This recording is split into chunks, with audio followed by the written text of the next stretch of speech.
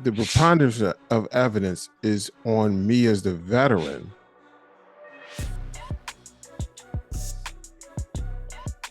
It even says in the regulation that the onus for proving the condition falls on the veteran. Open rank on. Okay. Now, they don't just say you got to prove it and then leave you without any information on how you do that. As a matter of fact, when we were talking yesterday, I did a Google search on how do you apply for a VA disability. And it took me to the VA website and answered those questions, frequently asked questions. So it's not like somebody has to be a genius to research and look for the information.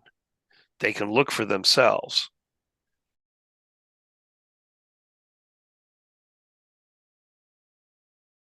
And the preponderance just means the abundance of evidence. Got you. So if you go in and you're filing for, and pardon me if I keep going to PTSD, but it's a good example. If you go in because you're filing for PTSD and you have the doctor's records and you have your statement, and there's kind of a question, were you really in this place? Did this event really happen?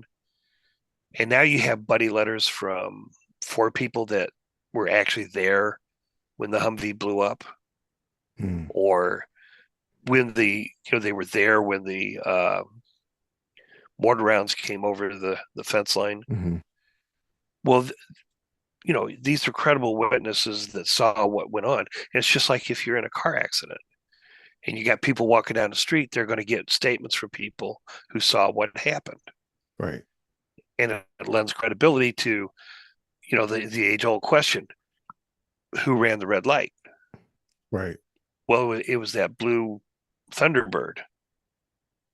Okay, well, then they're not going to expect you to take the brunt of, paying for the damages and everything else, because you got 7 witnesses that say that was now he's got somebody who's in a car with him says, oh, no, the other guy ran a red light. Well, whose evidence counts more?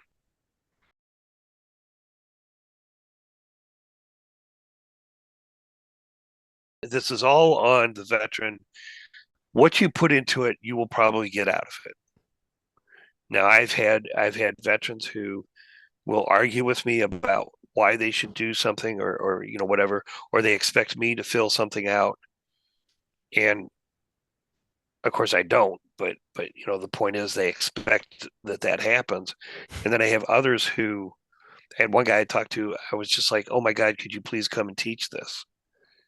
Because he didn't take anybody's word for it. He did his own research. He wrote up everything. It was organized. It was detailed.